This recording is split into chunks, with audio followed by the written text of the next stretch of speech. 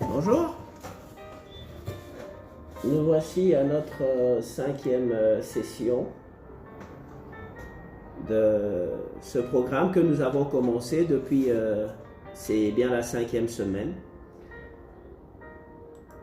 Je vous souhaite la bienvenue sur ma page. Je suis le révérend François-Xavier Kabemba et j'aimerais m'entretenir avec vous ce matin encore, comme tous les mardis depuis 5 semaines maintenant, autour de ce thème formidable, parce que tu dois réussir. Tu dois réussir. Tu dois réussir et tu réussiras. Tu es un homme à succès, tu es une femme à succès et ce matin, je suis heureux de partager avec toi ces moments. Sois béni toi qui te connectes, sois béni toi qui partages, sois béni toi qui suis ce programme et partage encore, aime. Dis-nous ce que tu penses de ce programme. Pose-nous des questions si tu as des questions à poser par rapport à cela. Et par la grâce de Dieu, nous aurons à répondre à cela. La semaine dernière, nous nous sommes arrêtés sur Daniel. Daniel qui a été recommandé par la reine parce qu'il s'est posé un problème qui n'avait pas de solution. Et c'était dans Daniel chapitre 5. Je vais reprendre ça rapidement pour que nous puissions partir de là. Daniel a donc été recommandé. Il a été recommandé par la reine à son fils qui était devenu le roi. Et la reine a dit quelque chose de formidable au roi. Elle a dit qu'on fasse appel à Daniel. Et le problème que vous avez aujourd'hui, qui n'a pas de solution, trouvera certainement solution. Parce que Daniel a l'habitude de donner des solutions aux questions difficiles. La reine dit à son fils, qui était devenu roi à la place de son père, qu'à l'époque de ton père, il y avait un homme dans ton royaume. Et cet homme est toujours dans ton royaume aujourd'hui. Cet homme est dans ton royaume aujourd'hui. Et cet homme a des capacités que tu ne peux imaginer. Cet homme a des solutions aux problèmes qui n'ont pas de solutions. Fais appel à cet homme et tu auras la solution. Voilà que Daniel a été recommandé. Nous pouvons lire cela dans Daniel chapitre 5. C'est une histoire qui est très éloquente. C'est une histoire très éloquente. Je vais vous lire juste une portion. Verset 10. La reine, à cause des paroles du roi et de ses grands, entra dans la salle du festin et prit ainsi la parole. Ô roi, vis éternellement, que tes pensées ne te troublent pas et que ton visage ne change pas de couleur. Il y a dans ton royaume un homme. Il y a dans ton royaume un homme. Lorsque les gens ont des problèmes, ils cherchent un homme, ils cherchent une femme. Lorsque les gens se posent des questions, ils cherchent un homme, ils cherchent une femme. Et si tu as l'habitude de produire des résultats dans ce que tu fais comme travail, le jour où on aura besoin d'un homme, le jour où on aura besoin d'une femme, sois sûr que ton nom sera mentionné. Sois sûr qu'il y a des gens qui viendront te chercher. Parce que alors tu seras la solution au problème qui est posé. Parce qu'alors tu seras la réponse à la question qui est posée. Sois un homme, sois une femme qui produit des solutions. Sois un homme, sois une femme qui a du succès dans ses entreprises. Je vous ai dit la fois passée, avoir du succès dans une seule entreprise ou dans une seule activité ne suffit pas. Tu as du succès aujourd'hui dans un dossier donné. Demain, et encore du succès et de la réussite dans un deuxième dossier et de la réussite dans un troisième dossier et encore de la réussite. Au fur et à mesure où tu es en train d'engranger des réussites, des succès dans ce que tu entreprends, les gens parleront de toi, les gens te recommanderont. Vous savez, lorsque l'on parle de ceux qui ne partagent pas la même foi que nous avons souvent tendance à les brimer, nous avons souvent tendance à les mettre de côté, même lorsqu'il s'agit des questions professionnelles. Alors que ces personnes peuvent avoir une expertise que toi tu n'as pas et peuvent t'apporter leur expertise. Si tu veux travailler avec ceux qui partagent la même foi que toi, Il faut que tu commences par les entraîner dans ce que toi tu réalises comme travail et que tu leur apprennes à le faire aussi bien que toi, pourquoi pas mieux que toi. Parce que l'élève peut surpasser son maître et cela n'est que profitable au maître. J'étais donc en train de dire, il faut que tu décides que dans ta vie, tu sois un homme qui produit du succès, un homme qui connaît des résultats, jusqu'à ce que les gens se rendront compte que lorsque on fait appel à toi, on a des solutions aux questions qui étaient posées. On a des réponses pour les problèmes qui étaient les plus importants. Sois un homme de solution, sois un homme de résultats. Et ça, c'est quelque chose qui doit être décidé par toi-même. J'ai écrit quelque part hier, j'ai dit ceci. Celui qui est décidé à réussir, il n'y a personne qui peut l'arrêter. Si tu décides dans ton cœur, si tu décides que dans ta vie, tu dois réussir, il n'y a personne qui peut t'arrêter. Il n'y a absolument aucun homme sur cette terre qui peut t'arrêter. Il y a un texte formidable, Dieu dit aux enfants d'Israël, il dit... Tant que tu vivras, nul ne tiendra devant toi. Tant que tu vivras, nul ne tiendra devant toi. Dieu lui-même regarde, il voit que personne ne peut tenir devant toi. Pourquoi il ne dit pas nul ne tiendra derrière toi? Parce que ce qui est important, c'est ce qui est devant toi. Ce n'est pas ce qui est avec toi tout de suite, c'est ce qui est devant toi. Lorsque tu décides que ta vie, c'est ce qui est devant toi, tu travailles en vue de ce qui est devant toi, tes objectifs, c'est ce qui est devant toi, tes combats, c'est ce qui est devant toi, tes victoires, c'est ce qui est devant toi, tes solutions, c'est ce qui est devant toi, pas derrière toi. Il y a des gens qui parlent sur ton dos, ce n'est pas le plus important. Dieu n'a pas dit qu'on ne parlera pas sur ton dos, mais il a dit nul ne tiendra devant toi. Lorsque tu commences à marcher et que tu commences à avancer, lorsque tu décides que tu dois aller de l'avant, alors il n'y a plus personne qui peut tenir devant toi. Quelqu'un pouvait dire amen à cela. Je suis en train de te dire que nul ne tiendra devant toi. Lorsque tu décides d'aller de l'avant, alors tu iras de l'avant. Parce que Dieu n'a pas prévu qu'il y ait quelqu'un qui t'empêche d'avancer dans ce que tu fais comme travail. Il y a des gens qui peuvent se lever contre toi, mais ils ne t'arrêteront pas. Parce que quand tu es habitué à avoir des résultats, tu sauras comment les contourner pour que tu aies des résultats malgré leur résistance. Tu sauras comment contourner les situations compliquées. Tu sauras comment contourner les situations difficiles parce que tu es habitué à la victoire. J'aimerais t'exhorter aujourd'hui à t'habituer à la victoire, à t'habituer à la réussite. Que la réussite soit ton habitude. Lorsque tu essayes quelque chose, ça réussit. Non, pourquoi je dis tu essayes? Je vais le dire mieux. Lorsque tu entreprends quelque chose, ça doit réussir. C'est cela le terme que Dieu lui-même utilise.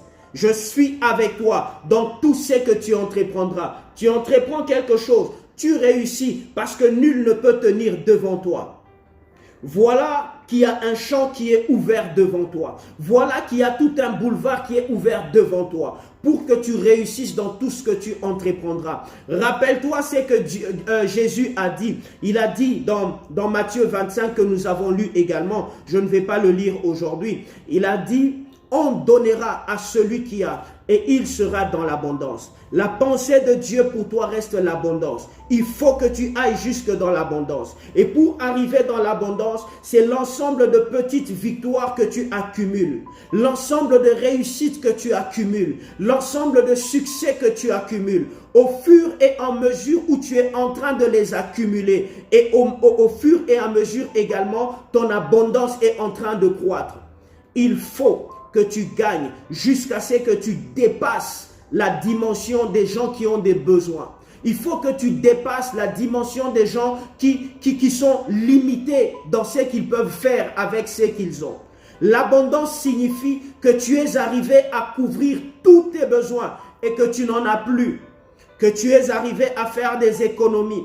Il y a des gens qui font des économies. C'est aussi un niveau. C'est aussi un niveau. Tu peux faire des économies et te priver de quelque chose. C'est un niveau. Mais il y a des gens qui ne sont plus au niveau de se priver de X pour faire des économies pour Y chose. C'est là que Dieu veut que tu puisses arriver. Au début, tout ce que tu as, tu utilises. Mais quand tu avances d'un pas, tout ce que tu as, tu n'utilises pas. Tu peux faire des sacrifices et faire des économies. Là, tu es sur la voie de l'abondance. Mais il faut aller au-delà du fait de te priver pour faire des économies. Il faut atteindre la dimension où tu ne te prives de rien, mais tu fais des économies. Que Dieu t'y amène. C'est là que nous sommes en train d'aller, parce que tu dois réussir. Je t'ai dit la fois passée, tu dois réussir parce que tu as des responsabilités. C'est la fin de l'année pour certaines écoles et pour d'autres écoles, ça va être le début de l'année. Pour ceux des enfants qui étudient dans le secteur public, c'est la fin de l'année scolaire.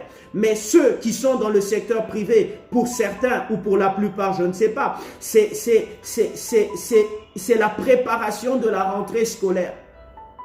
Lorsque tu prépares la rentrée scolaire de tes enfants, est-ce que tu es obligé de te priver ou tu prépares la rentrée scolaire en étant le plus à l'aise possible parce que ce que tu as te permet de faire le tout à la fois, le tout en même temps?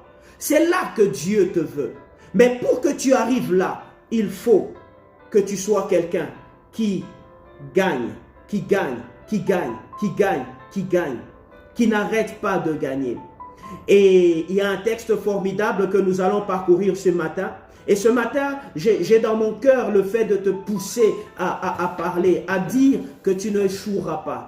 Tu peux le dire comme moi, je n'échouerai pas. Je réussirai dans tout ce que j'entreprendrai. Je réussirai dans tout ce que j'entreprendrai. Il n'y a aucun ennemi qui peut m'arrêter sur mon chemin. Si un ennemi se lève sur mon chemin, je l'écraserai en passant. Je passerai sur lui et j'avancerai parce que nul ne peut tenir devant moi.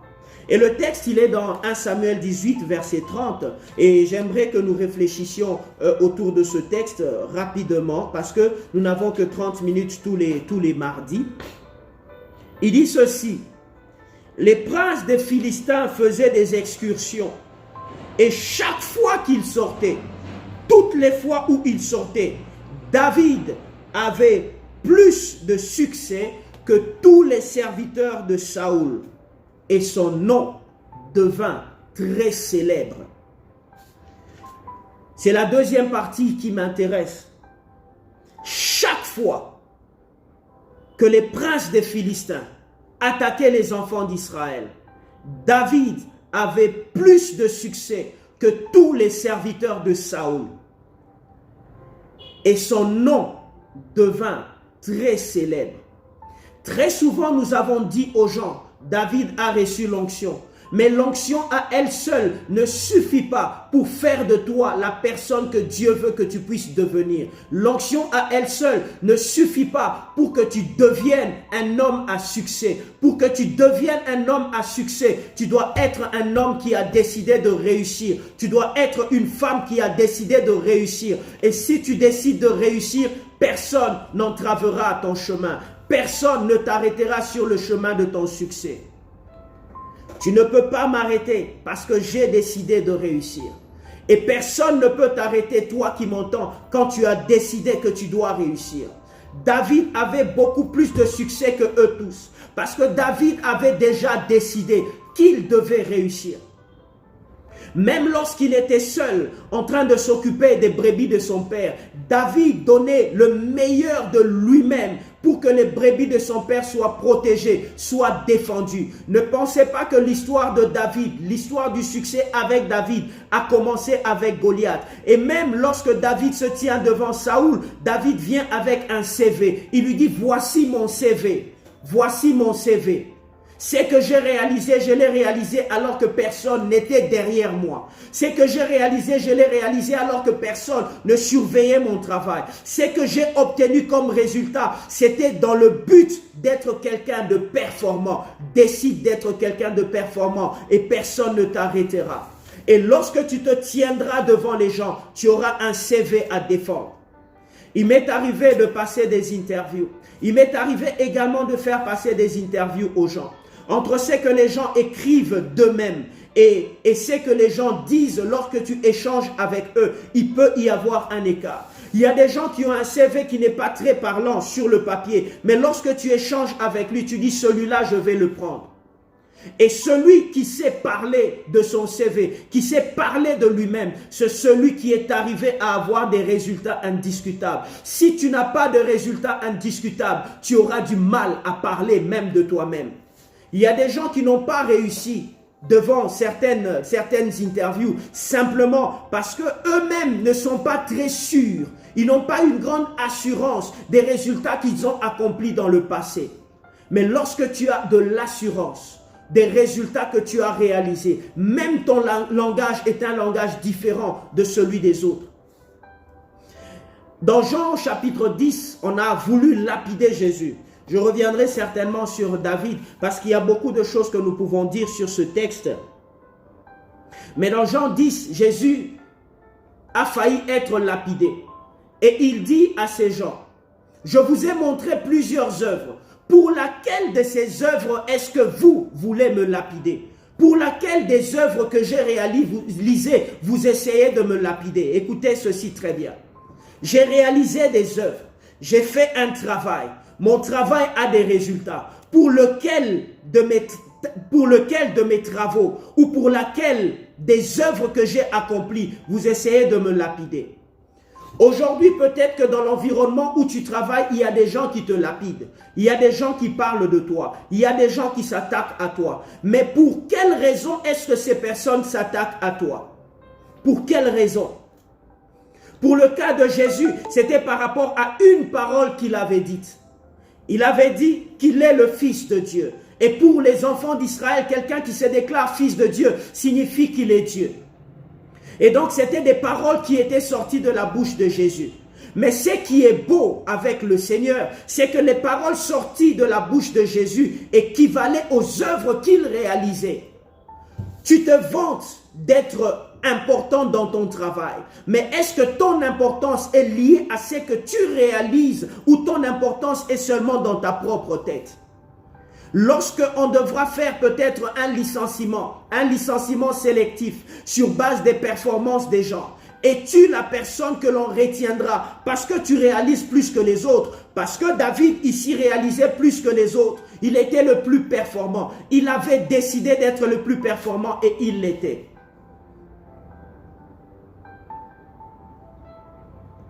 Est-ce que tu es celui que l'on retiendra? Ou est-ce que quelqu'un d'autre fait mieux que toi? Tu n'es pas en concurrence contre qui que ce soit. La concurrence que tu dois avoir, c'est entre le toi d'avant-hier et le toi d'hier. Entre le toi d'hier et le toi d'aujourd'hui. Est-ce qu'aujourd'hui tu es meilleur que ce que tu étais avant? Et est-ce que tu peux parler? Est-ce que tu peux parler de toi comme David était capable de parler de lui-même? Il parle jusqu'à ce qu'on l'amène devant Saoul. Il est devant Saoul, il sait parler. Il parle de ce qu'il a réalisé. Il parle parce qu'il peut convaincre. Celui qui a réalisé des tâches, qui a réalisé des œuvres, il est capable de parler. Il peut parler. Et quand il va parler, il va communiquer son assurance à son interlocuteur. C'est ce que j'appelle l'assurance du maître. Aujourd'hui, j'aimerais t'exhorter à avoir l'assurance du maître quand tu dois parler. L'assurance du maître. L'assurance de celui qui a la maîtrise de ce qu'il fait. L'assurance de celui qui, lorsqu'il parle, il n'a pas peur que les gens discutent parce qu'il sait ce qu'il dit. Ce qu'il dit, c'est ce qu'il a fait. Il a gagné de l'expérience à travers les actes qu'il a accomplis, à travers les œuvres qu'il a réalisées. Il en a tellement accumulé que personne ne peut discuter avec lui dans son domaine. L'assurance du maître, que ce soit ton maître mot aujourd'hui, lorsque tu devras parler de ton travail, lorsque tu devras vendre ton travail, lorsque tu devras te vendre toi-même sur le plan professionnel, que tu aies l'assurance du maître, que tu dises, moi que vous voyez, voilà ce que j'ai réalisé. C'est une certaine manière de parler. Tu veux que les gens te fassent confiance et l'assurance du maître. Mais cette assurance ne vient qu'à travers ce que tu as pu réaliser comme travail. Tu es fier d'avoir fait des choses que les autres n'ont pas pu faire. Et c'est pourquoi tu peux parler. Pourquoi peux-tu parler aujourd'hui? Pourquoi est-ce qu'on te donnera la parole aujourd'hui? Je me rappelle Une fois, j'ai parlé de ça la semaine, il y a 2 semaines ou 3 semaines, je suis allé, j'avais la carte de visite d'un directeur général d'une entreprise. Mais ce directeur général, nous nous sommes rencontrés. Il était notre compétiteur sur le marché. Mon directeur général n'était pas venu. Il m'a envoyé pour une conférence à laquelle il devait participer. Et j'étais en face du directeur général d'une entreprise concurrente. Mais lorsque j'ai parlé, j'avais tellement bien parlé que même le DG de l'entreprise concurrente avait été convaincu par mon speech. Nous avons terminé cette émission. Il est venu, il m'a demandé ma carte de visite. Je refusais de lui donner ma carte de visite, mais lui m'a donné sa carte de visite. Et c'est cette carte de visite que j'ai utilisée plus tard pour avoir du travail à cet endroit-là. Mais pour que cet homme arrive à me remarquer, il fallait que j'ai de l'assurance dans mon discours par rapport à ce que j'ai réalisé, par rapport à ce que je réalise, par rapport à la maîtrise que j'ai de mon domaine de travail. Sois maître dans ton domaine de travail. Dieu t'appelle à cela. Sois le leader dans ton domaine de travail. Sois celui qui travaille de manière incontestable. Que les gens contestent tout ce qu'ils veulent de toi, mais qu'ils ne contestent pas ce que tu es capable de réaliser. Et Jésus leur a dit, si vous ne croyez pas mes paroles, croyez mes œuvres. Si vous ne croyez pas ce que je vous ai dit, croyez ce que j'ai fait. Vous voyez, vous ne pouvez pas séparer ce que vous dites et ce que vous faites. Tu es dans un milieu professionnel. Tu as des concurrents en face de toi. Quel que soit ton travail, quel que soit le type de contrat que tu as, quel que soit le type de commerce que tu as, quel que soit le type d'activité que tu as besoin d'être un maître dans ton art et que tu aies l'assurance du maître quand tu parles. Sois un maître dans ton domaine. Et c'est quelque chose que tu développes progressivement. Je t'ai dit, dans chaque dossier que tu traites, veille à ce que le travail soit parfait. Et ainsi, tu réussiras. Tu iras de réussite en réussite, de succès en succès, jusqu'à ce que tu seras un maître. Et quand tu parleras, certains diront que tu es orgueilleux. Ce n'est pas de l'orgueil, c'est l'assurance que tout le monde ne peut pas avoir. Seuls les maîtres ont cette assurance. Je me rappelle une promotion que j'ai obtenue dans le passé.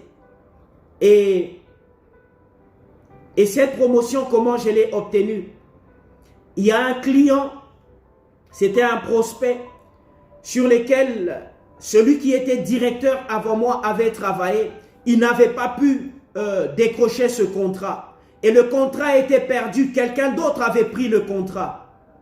Et j'ai demandé à ce que ce dossier me soit confié.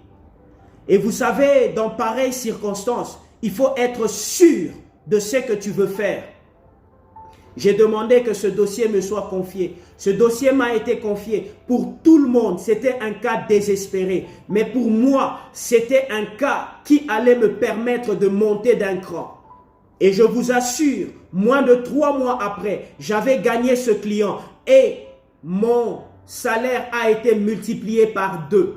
Non seulement que mon salaire a été multiplié par 2, j'ai changé de position. Non seulement que j'ai changé de position, j'ai obtenu une grande commission de mon employeur par rapport au travail que j'avais réalisé. Voyez-vous, Paul dit ceci à Timothée. Je vais vous le lire. Oh, il y a tellement de choses à dire et très peu de temps. Il lui dit ceci. Ceux qui remplissent convenablement leur ministère, appelons cela travail. Ceux qui remplissent convenablement leur travail s'acquièrent un rang honorable et une grande assurance dans la foi en Jésus-Christ. De qui est-ce que Paul parle? Il parle de toi qui m'écoutes ce matin. Il a dit, pas tout le monde. C'est 1 Timothée chapitre 3 au verset 13. Ceux qui remplissent convenablement leur ministère, ceux qui font convenablement leur travail, s'acquièrent un rang honorable. C'est eux-mêmes qui s'acquièrent ce rang. Fais partie de ceux qui sont élevés, non pas parce qu'ils sont les frères, les amis, les cousins, les cousines seulement, mais parce que ils font convenablement leur travail. Il ne s'agit pas de ceux qui font leur travail. Il s'agit de ceux qui font convenablement leur travail. Il s'agit de ceux qui brillent dans ce qu'ils font. À cause du fait qu'ils brillent dans ce qu'ils font, ils s'acquièrent eux-mêmes. Ils se donnent eux-mêmes un rang honorable. C'est un rang honorable. C'est eux-mêmes qui s'acquièrent ces rangs. Parce qu'ils font convenablement leur travail. Parce qu'ils font bien leur travail. Parce qu'ils font à merveille leur travail. Parce qu'ils sont excellents dans leur travail. C'est eux-mêmes qui s'acquièrent un rang honorable. Tu veux acquérir un rang honorable. Il n'y a personne qui te le donne. Tu le prends toi-même.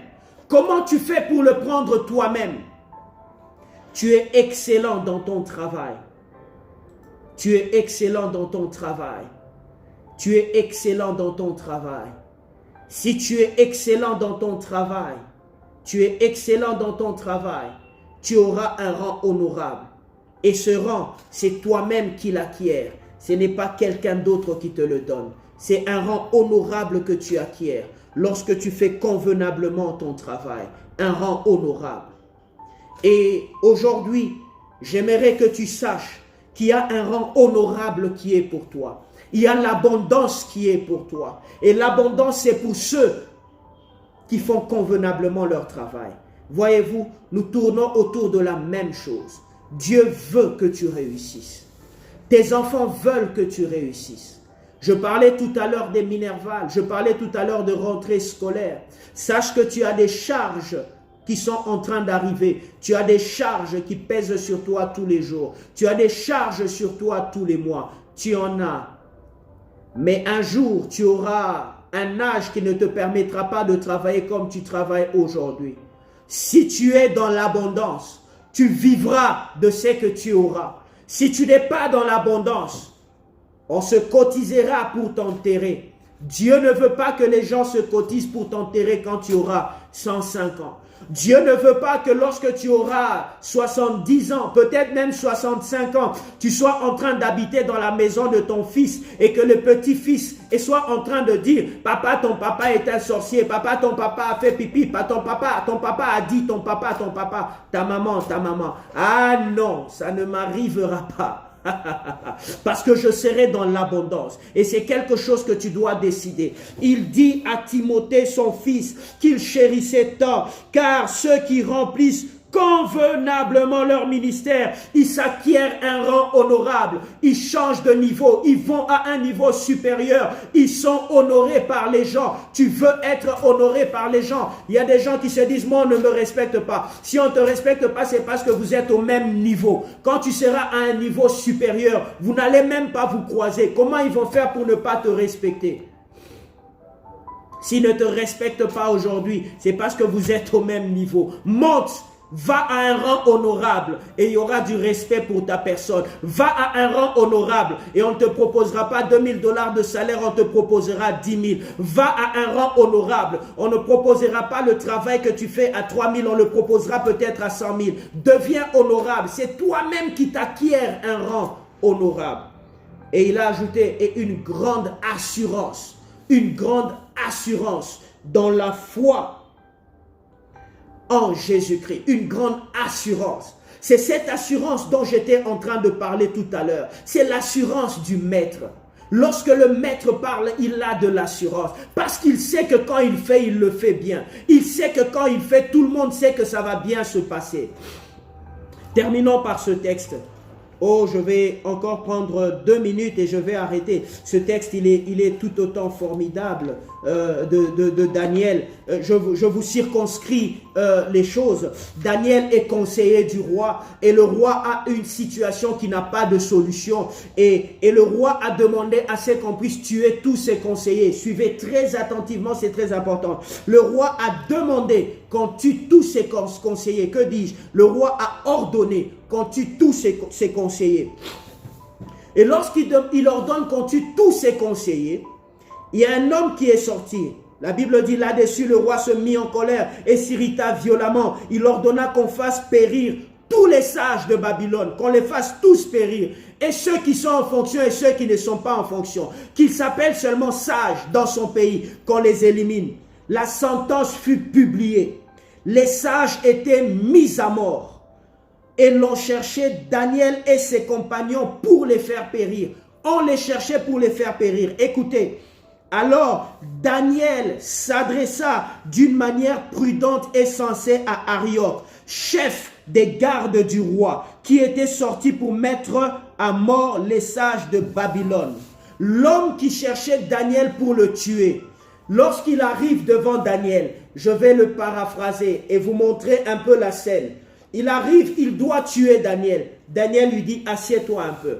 Pourquoi le roi est fâché? Voyez l'homme qui a reçu l'instruction de le tuer. Il a tué d'autres sages. Mais quand il arrive devant Daniel, il sait que Daniel a une solution. Et Daniel lui parle d'une manière prudente et sensée.